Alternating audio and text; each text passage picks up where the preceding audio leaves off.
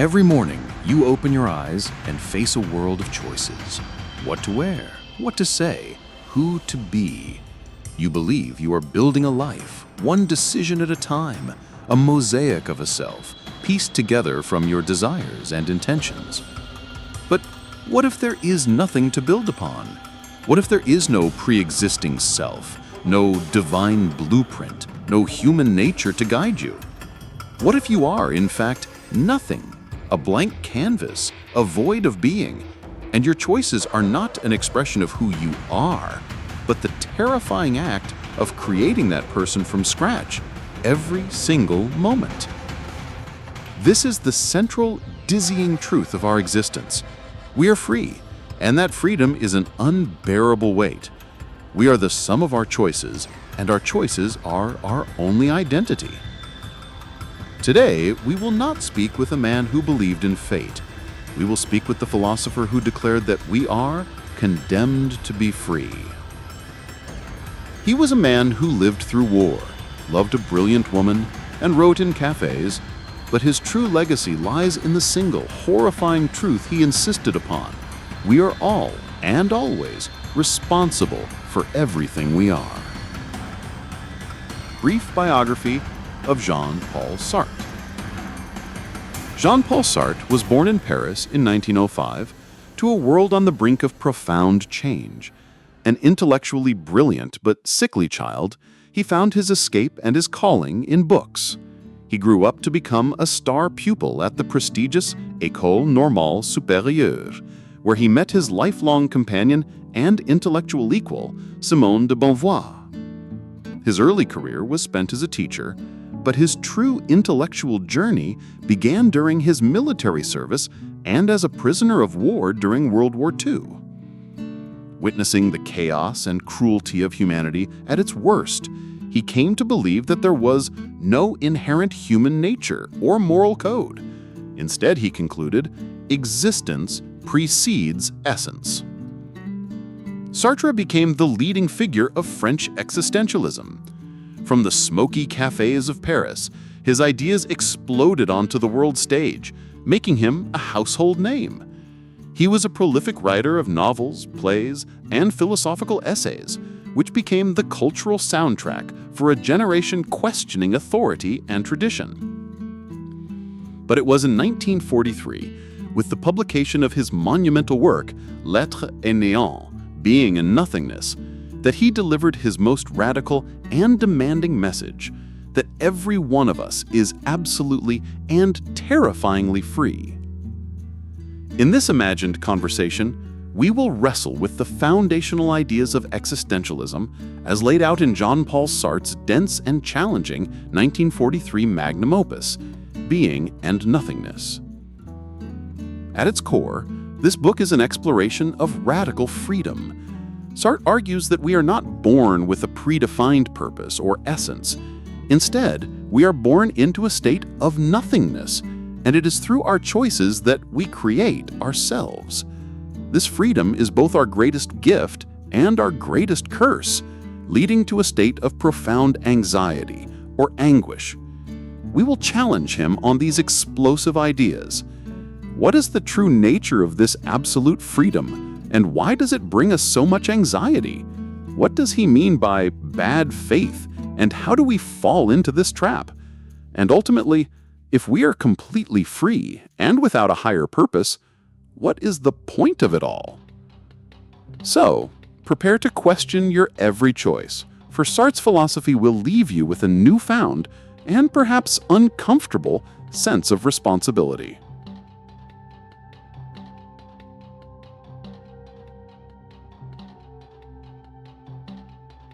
Mr. Sartre, let's start with your most famous tenet.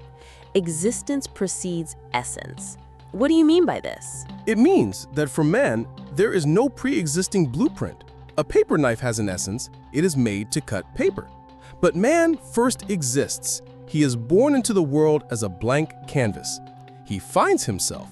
He emerges. And only after that does he define himself through his actions. There is no predetermined human nature that tells him who to be. This leads directly to your idea of radical freedom. Are we truly so free? Yes, we are absolutely free. You are free not only to choose your actions, but to choose your values, your morals, your entire identity. You are the architect of yourself. There is no authority, be it God or nature, that can make a choice for you. Every single moment, you are choosing who you are. This sounds liberating, but you also speak of anguish. What is the relationship between freedom and anguish? Anguish is the vertigo of freedom. It is the overwhelming, dizzying feeling we get when we realize that our choices are not just for ourselves, but for all of humanity. When a man chooses, he is simultaneously choosing for all men. This total responsibility for a choice that has no justification but itself is what causes anguish. A key concept in your work is bad faith, mauvaise foi. What is this and why do we resort to it? Bad faith is the lie we tell ourselves to escape the burden of our freedom. It is the act of pretending we are not free. A waiter, for example, might play the part of the waiter, performing his duties as if he has no choice. But he is not a waiter. He is a man who has chosen to be a waiter. In bad faith, we deny our freedom and try to become a fixed object, like a chair or a stone, rather than a conscious being. So is bad faith a form of self-deception? It is the most profound form of self-deception. We try to convince ourselves that our identity is fixed by our past, our job, our social role. We say, "I am a coward," as if it were a permanent state of being, when in reality it is a choice made in every moment.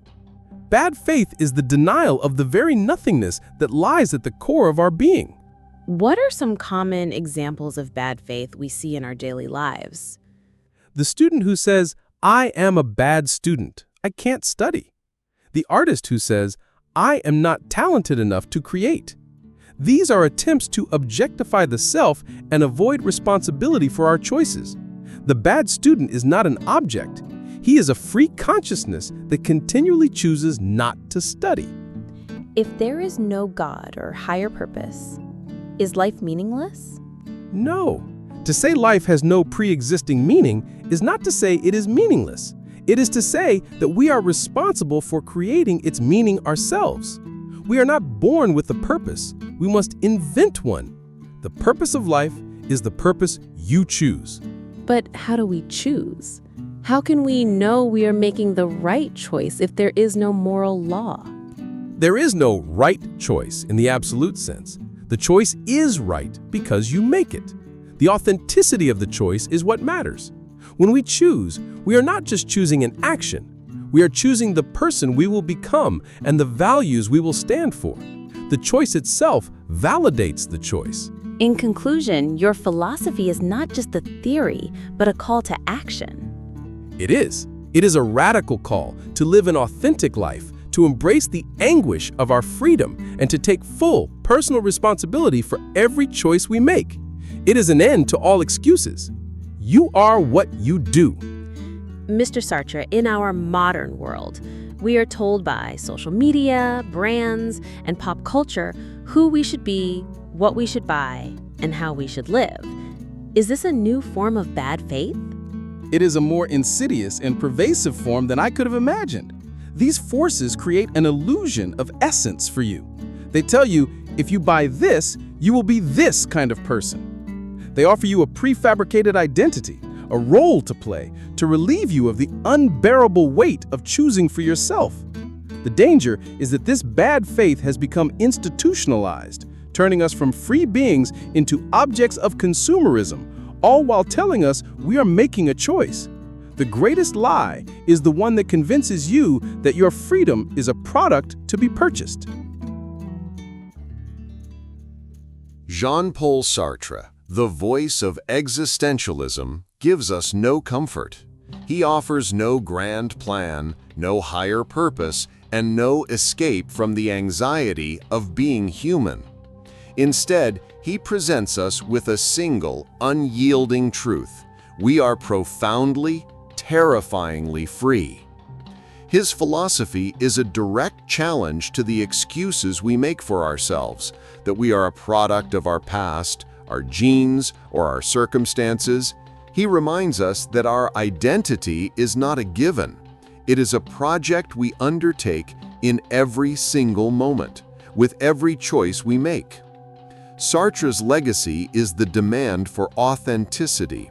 He calls us to live with the full weight of our freedom, to embrace the anguish of responsibility, and to create our own meaning in a world that offers none. He teaches us that while we are condemned to be free, it is in that very condemnation that we find our humanity. Sartre said, "Man is nothing else but what he makes of himself." And so, the canvas is blank. What will you paint?